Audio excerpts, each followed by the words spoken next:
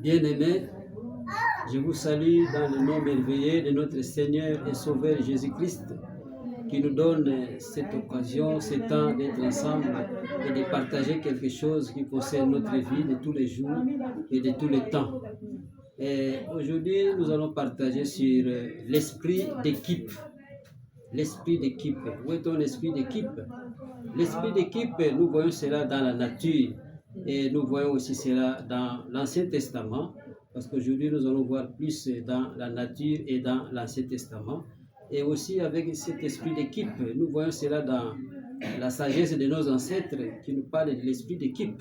Je peux dire, par exemple, on nous dit dans la sagesse de nos ancêtres, un doigt ne lave pas la figure, c'est-à-dire la figure est lavée grâce à l'ensemble du doigt.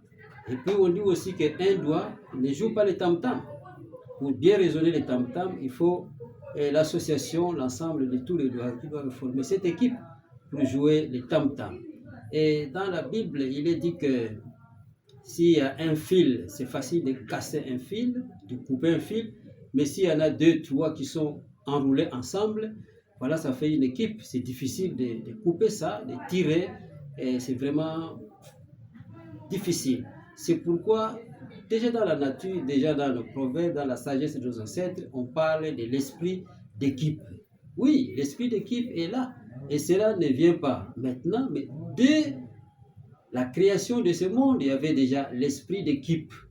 Et quand je vois ce que dit la Bible, ce que la parole de Dieu déclare dans Genèse, chapitre 1, on parle d'esprit d'équipe, bien que ce n'est pas ressorti clairement, mais je vois au commencement, Dieu créa les cieux et la terre. Et dans la langue hébraïque, Dieu là, c'est écrit Elohim.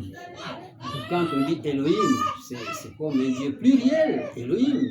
C'est-à-dire que dès le commencement, il y avait Dieu le Père, Dieu le Fils et Dieu le Saint-Esprit. Elohim. D'ailleurs, Jésus-Christ a dit qu'avant qu'Abraham soit, je fus.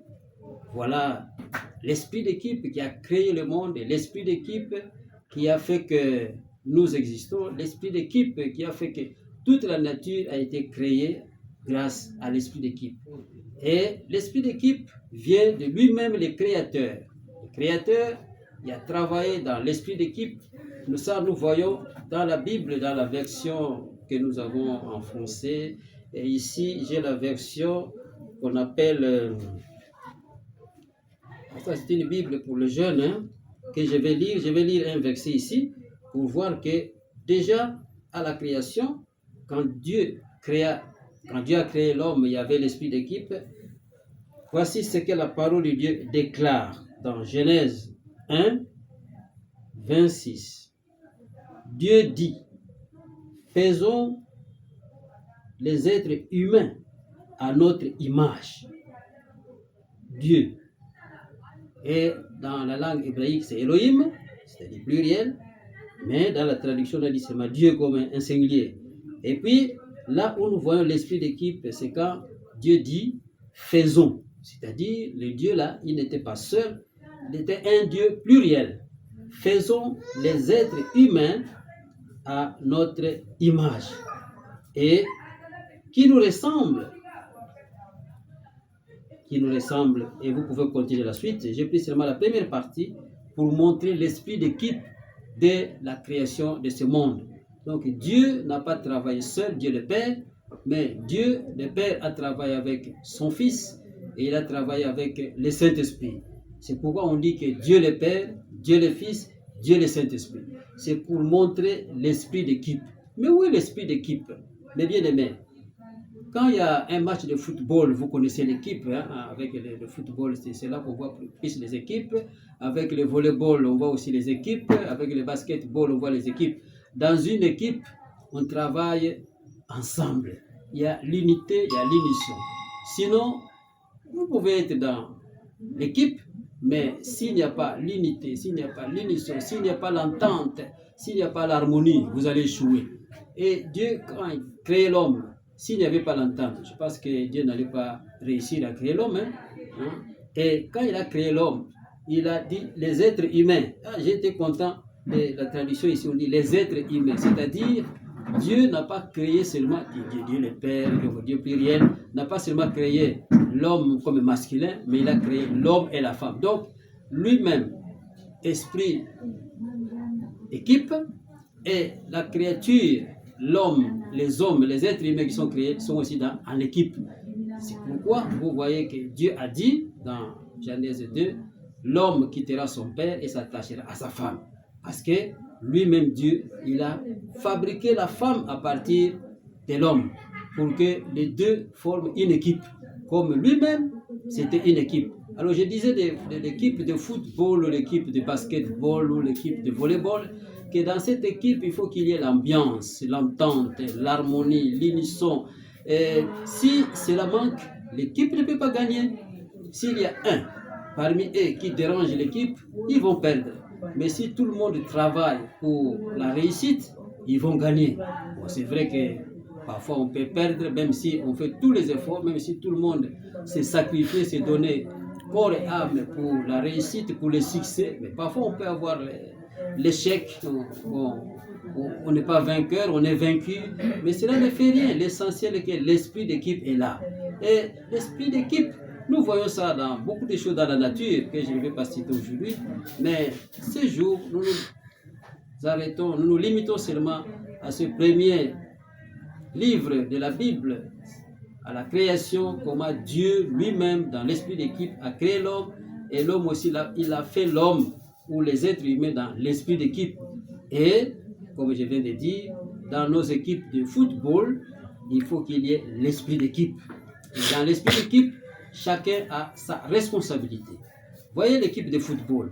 Il y a celui qui est capitaine, il y a des gens qui sont derrière pour garder afin que l'équipe adverse ne puisse pas marquer. Il y a le gardien qui est là afin qu'il n'y ait pas de but, sinon l'autre équipe va gagner. Et il y a les attaquants qui doivent faire tout pour entrer, pour mettre des buts dans l'équipe adverse. Vous voyez que de part et d'autre, il y a l'esprit d'équipe. Donc les deux équipes sont en harmonie pour que dans leur côté qu'il y ait victoire. Et avec l'esprit d'équipe, souvent il y a la victoire. Évidemment, j'ai dit que même s'il y a l'échec, mais en tout cas il y a l'entente, il y a la joie. Et quand il y a la victoire, c'est tout le monde qui est dans la joie. Prenons l'exemple de l'équipe de football que nous connaissons beaucoup, que nous voyons presque partout. Même les enfants font déjà le football, beaucoup d'enfants font le football. C'est le basketball et le volleyball qu'on ne fait pas vraiment des bas âges, mais avec le football, ça on voit presque partout. Et là, vous voyez que les attaquants, quand il y a un qui a marqué le but, c'est la victoire pour toute l'équipe. Et ceux qui sont à la défense, derrière, quand il y a un qui dérange et que l'autre, le camp adverse marque le but, c'est tout le monde qui est un peu découragé, fatigué. Mais ils se donnent encore la morale pour remonter leurs forces, pour dire non. Malgré qu'on vient de nous marquer un but, mais nous devons faire les efforts pour aller de l'avant, pour avancer, pour que nous puissions nous aussi remettre le but et peut-être dépasser l'autre équipe. C'est comme ça, l'esprit d'équipe est vraiment magnifique. Dans la vie, si vous voulez réussir, c'est bien d'avoir l'esprit d'équipe pour que vous puissiez avancer dans tout ce que vous êtes en train d'entreprendre. C'est vrai qu'il y a des gens, il y a des choses qu'on dit non, vous devez faire ça seul, mais en réalité, toujours vous aurez besoin d'une équipe. Peut-être une équipe, pas avec beaucoup de gens, mais dans votre équipe, il faut qu'il y ait l'harmonie, il faut qu'il y ait l'entente, il faut qu'il y ait vraiment la collaboration. Sans cela, vous allez échouer. Même si vous avez des initiatives, vous avez de bonnes idées, mais quand vous manquez l'esprit d'équipe, c'est difficile. C'est très difficile. Regardez les équipes de football et de basketball. Quand il y a l'harmonie, quand il y a l'entente, vraiment, ça fait de la joie pour tout le monde. Et la joie est toujours partagée. Il y a un qui marque les buts, peut-être un deuxième qui va marquer encore les buts, mais la joie est partagée. Et parce que dans l'équipe de football, les attaquants, comme les défenseurs, ils font tout pour leur équipe, pour gagner, et non pas pour perdre, pour gagner. L'esprit d'équipe aide à avancer.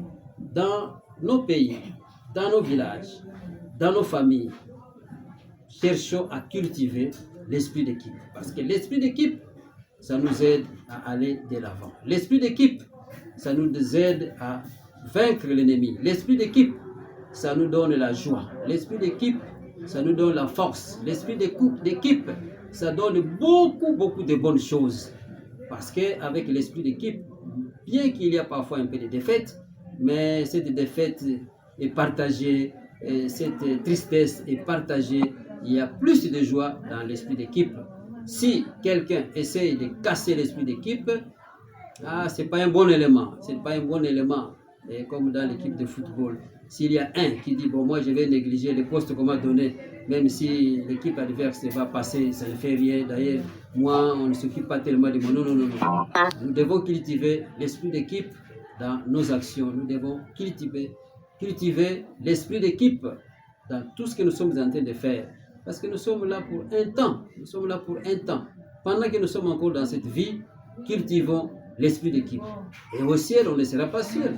On sera là en équipe. L'équipe de qui? L'équipe des chrétiens. C'est une équipe qui a l'esprit d'équipe, qui veut que Christ, qui est en nous, continue à fonctionner en nous. Et nous serons dans la félicité éternelle avec l'esprit d'équipe. Donc, un chrétien ne peut pas travailler seul, il faut travailler avec les autres, travailler en collaboration, travailler dans l'unité, travailler dans l'unisson. Ainsi, l'équipe sera toujours une équipe qui gagne et non pas une équipe qui perd, même s'il y a un peu de fautes, un peu d'erreurs, mais que ceux qui ont l'habitude de déranger les équipes, qu'ils s'amendent, qu'ils se corrigent, qu'ils regardent ce qu'ils ont fait de mal, ce qu'ils ont commis comme catastrophe dans l'équipe, pour se redresser d'abord soi-même et redresser aussi la valeur de l'équipe, parce que l'équipe a toujours besoin de victoire. Oh mes bien-aimés, si cela vous a beaucoup plu, nous sommes là à votre écoute, nous sommes là pour vous. Vous pouvez nous atteindre par téléphone, vous pouvez nous atteindre par des missives, vous pouvez nous atteindre par... Il y a beaucoup de moyens pour nous atteindre, parce que nous voulons partager, continuer à approfondir ce que nous venons de dire ici sur l'esprit d'équipe. Que le Seigneur vous bénisse et que le Seigneur vous garde davantage au nom précieux de notre Seigneur et Sauveur Jésus-Christ. Amen.